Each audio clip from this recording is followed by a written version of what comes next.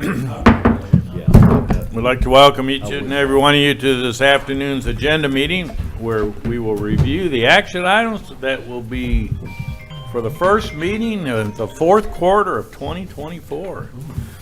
October 1st be the first day of the fourth quarter. Turn the page. Cooler page, hopefully. Our Deputy City Manager Denny McFate will lead us through these action items, and I'll call upon Denny at this time. Thank you, Mayor. On the recognition of guests, we'll have Gary Troutman, President and CEO of the Greater Hot Springs Chamber of Commerce, will deliver the Economic Development Report. We'll be recognizing Hot Springs firefighter Brandon Reed for his heroic actions taken on July 20th, 2024. Recognizing Hot Springs Fire Lieutenant Kenny Talbert, driver Cameron Woods, and firefighter Landon Powers for their heroic actions taken on August 9th, 2024. And that concludes the recognition of guests. If you would like, we'll move right on into the consent agenda. Consider resolution R24-172, resolution setting a time and date for hearings to abandon and close an undeveloped portion of Tyler Street in an unnamed right-of-way located in J.P. Millard's Addition subdivision in Hot Springs, Garland County, Arkansas. Harmony? Thank you. Yes, sir. Thank you. I'm putting a map up on your screen right now. Miss Andrea Causey owns Hot Springs Beauty College. Her parcel is actually across the street from the existing beauty college. This area has been used for overflow parking for her. Her plan is to develop the buildable portion of this lot into a teaching facility and office space with paved parking. The map shows that there is an undeveloped right-of-way that actually splits her parcel. So this undeveloped right-of-way right here would be in the center of where she wants to build her new facility. So she has requested to close and abandon that right-of-way. She also is wanting to close this part of Tyler. It's titled Avenue here, but it's actually Tyler Street. It's a right-of-way in between her parcel and that of On Our Own, which is the adult housing with First Step. They have joined in this petition as well because if vacated, that portion of the right-of-way would go to them. So both of these areas are in the request to vacate. What's before you today is just to set the public hearing that is required.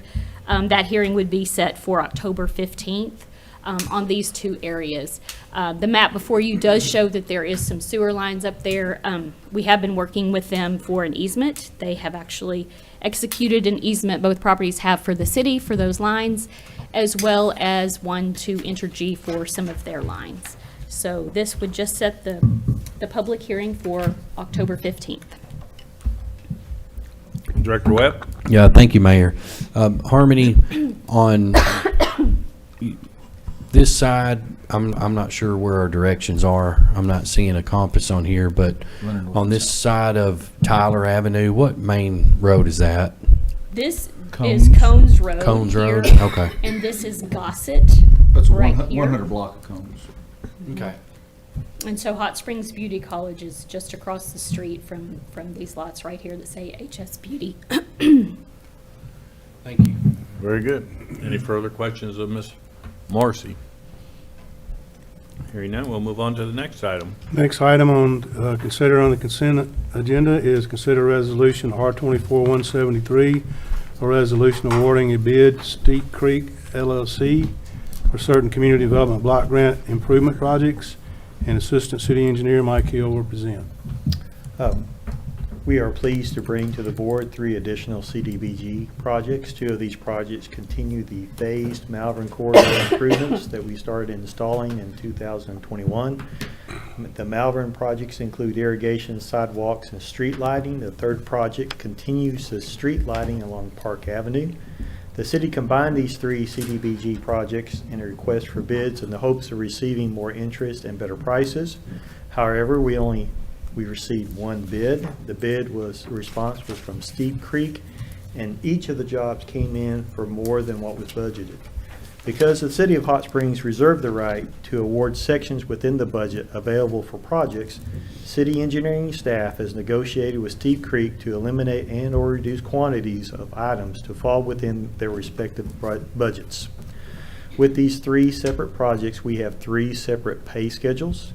Schedule 1 is for Malvern Avenue from Jefferson to Grand Avenue, and its funding total cost is $103,184. Schedule 2 is the Malvern Avenue improvements from Church Street to 324 Malvern. Its funding is $121,846. And Schedule 3 is for the Park Avenue lighting, and its funding is for $75,000. Notice of intent was awarded for this bid to Steep Creek, has been published, and no protests have been received. We recommend to the Board of Directors to award the bid to Steep Creek and authorize the city manager to execute the resulting contract with Steep Creek for the CD Beach projects along Malvern Avenue and Park Avenue with the advice and consent of the city attorney. Thank you. Any questions of Mike on this project or in this resolution? Hearing none, thank you. Next item on your consent agenda is consider resolution R-24-174, a resolution awarding a term contract to Elliott Electrical Supply, Inc. for four globe ornamental street lamps, and Ron Sevlight, Public Works Director, will present. Good afternoon. This proposal was duly advertised and bid. We only had one responder. The vendor responding was Elliott Electric Supply. After reviewing their bid, we recommend that we award the contract to Elliott Supply. This is for the four globe lights that are downtown that line Central Avenue, and we like to keep some in stock because they do get hit or they need to be replaced due to various reasons. The price on these lights have just went up extremely. I mean, they've almost doubled in price in the last 3 or 4 years, so we wanted to try to lock down the price and get a contract.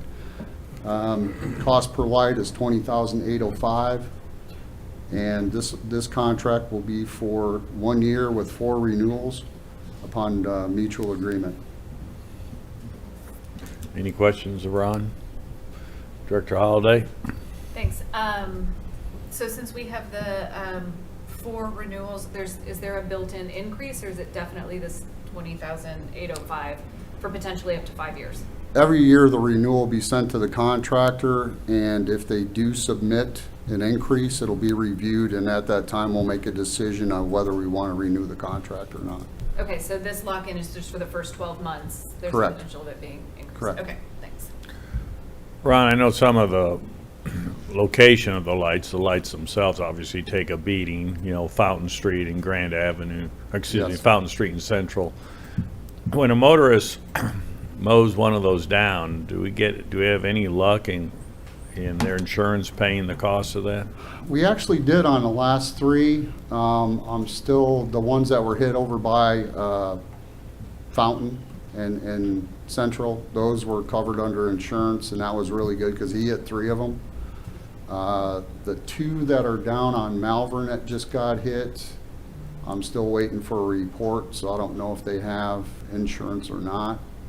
But most of the time, we've had really good luck on recouping our costs.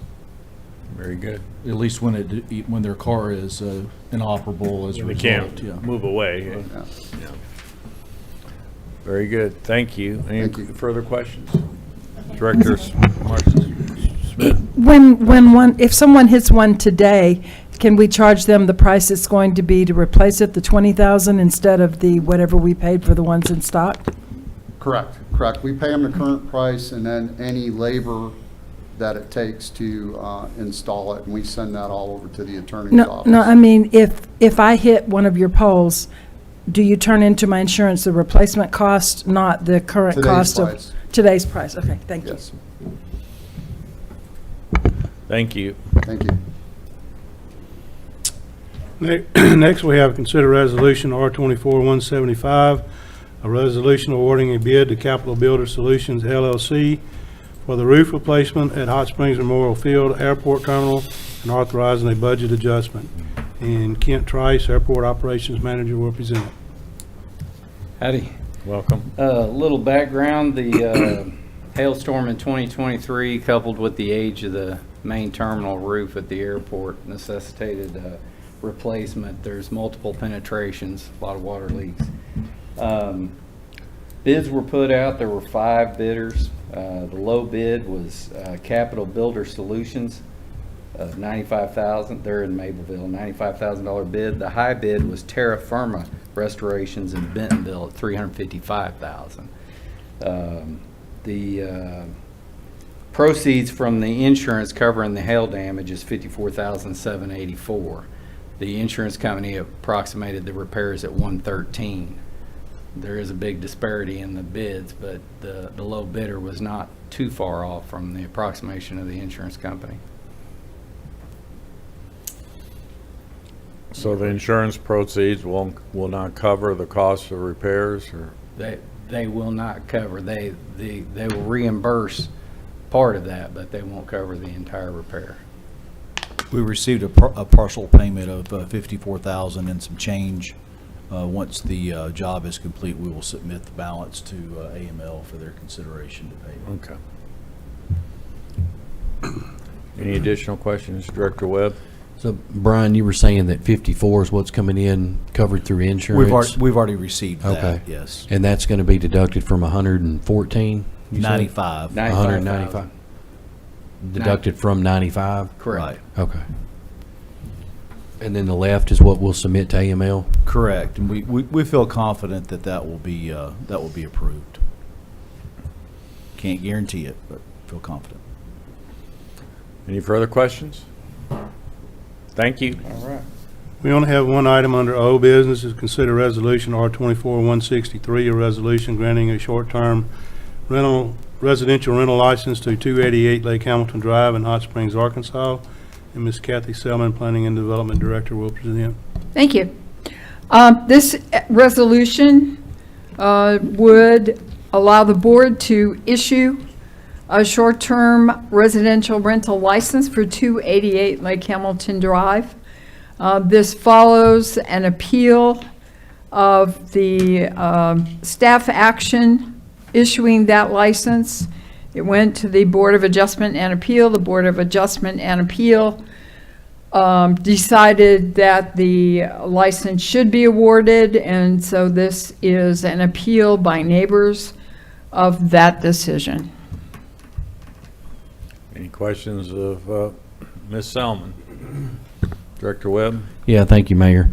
So, Ms. Kathy, if we're at, 426 current STRs as of now, and the cap's at 400, those 26 are there because they were grandfathered in. I don't think you like that word too much. I do not. I don't know what other word to say. But anyway, they were allowed to be due to having a previous STR. They So- were in place prior to the cap being put in place. Right. Yes. So where does this put this particular STR if approved? Would they just have a license but not be able to run an actual STR? No, Their application was submitted before the number was changed. Yes. The city's ordinance says that any that were in process are entitled to the full benefit as if they had one. So if approved, the number for existing STRs in Hot Springs would go up to 427. Yes, it would increase Okay. by one.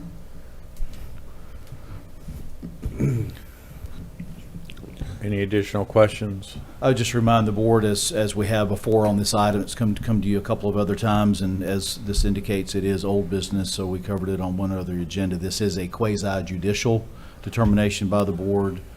Please do not discuss this matter with any of the parties or other witnesses, complainants, what have you, outside of the confines of the board chambers. Very good. It's coming to you in the affirmative, as everything does, so a yes vote would approve the license, a no vote would decline. This one went to court already on one aspect of it, right? It went to court on the special use permit. Yeah. Because it's in a residentially zoned area, a prerequisite for the license was to receive a special use permit. They were, as your information will show you, they were issued the SUP. That was appealed to BZA. It was upheld. That was then appealed to the board.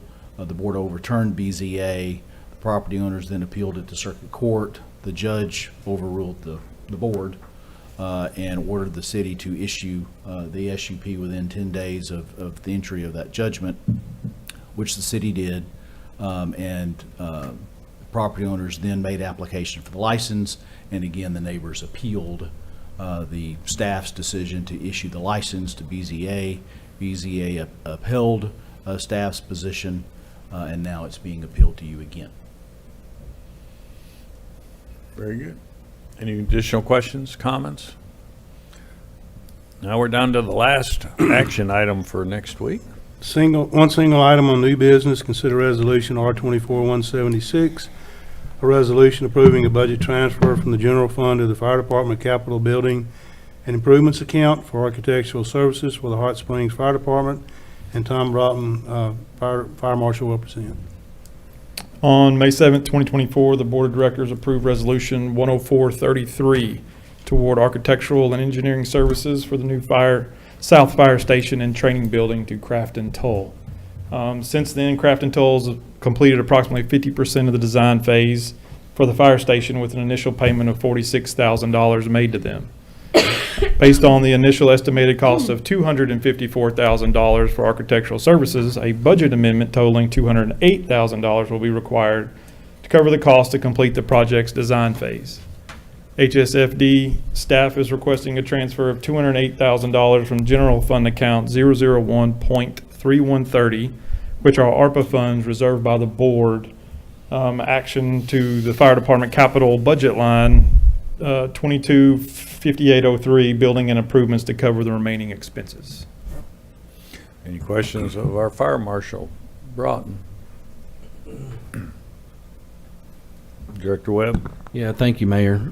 Fire Marshal Broughton, just for clarity purpose, is this architectural design, is this for the development of the fire station south, Hot Springs South Fire Yes, sir. Station? Sure Okay. is. And to some extent, the training grounds. Yes, there is a Training training building ground. at the training ground that I think $16,000 totals for that.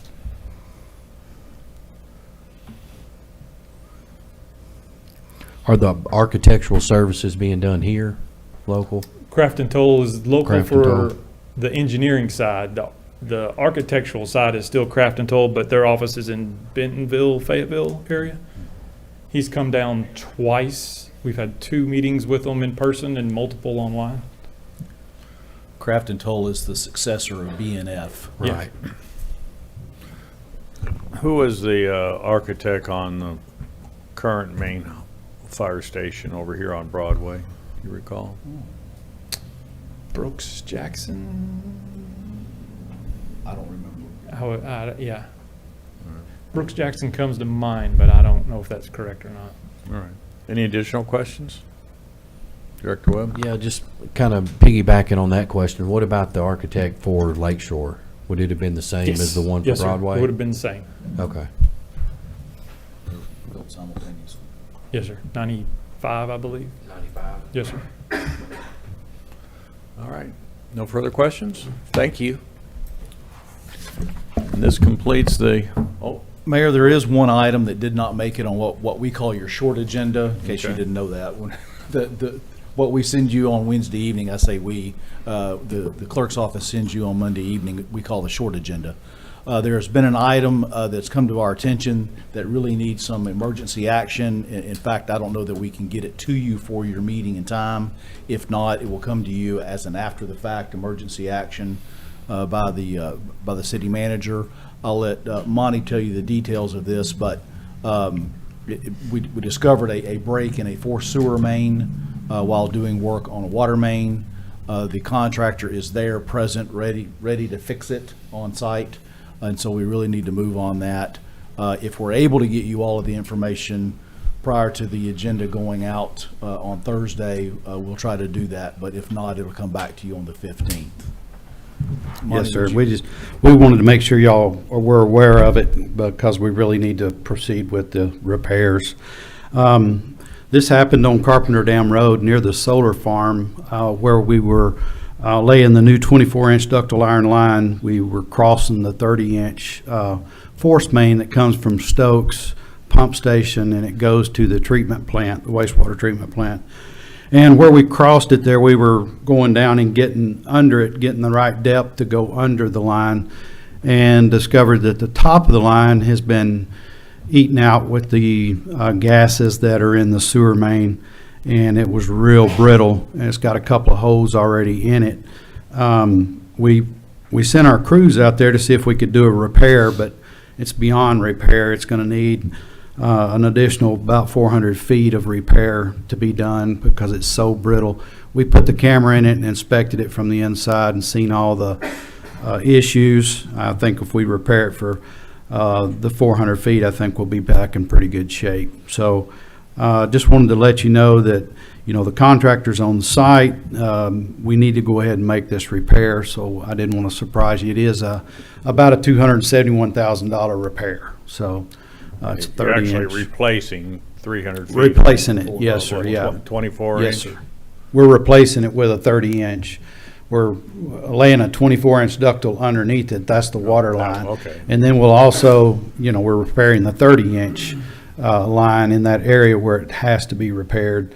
But we're also going to encase that 30 inch line because, excuse me, because the way the regulations are, we have to encase it wherever it crosses a sewer main, crosses a water main, you have to encase it. So we'll have to encase that with flowable fill too. So that's part of this, that's all part of the project, so. When you kind of cut and replace, I guess you reroute the wastewater that was running through there? We'll have to reroute the wastewater through an existing main that's there. It's an older main, but we can isolate the main and reroute it. Yes, sir. Director Webb? Yeah, thank you, Mayor. Monty, the new pipe that would serve as the replacement for what was damaged, the 400 feet. Yes, sir. Would the new pipe be made of different materials to withstand the gases that cause such a disturbance in the existing pipe, or? Yes, sir. We won't put back ductile, and ever Okay. again will we use ductile on a force main. Well, It'll be a PVC type pipe. It's the majority of it's going to be SDR 18, which is a thick walled pipe.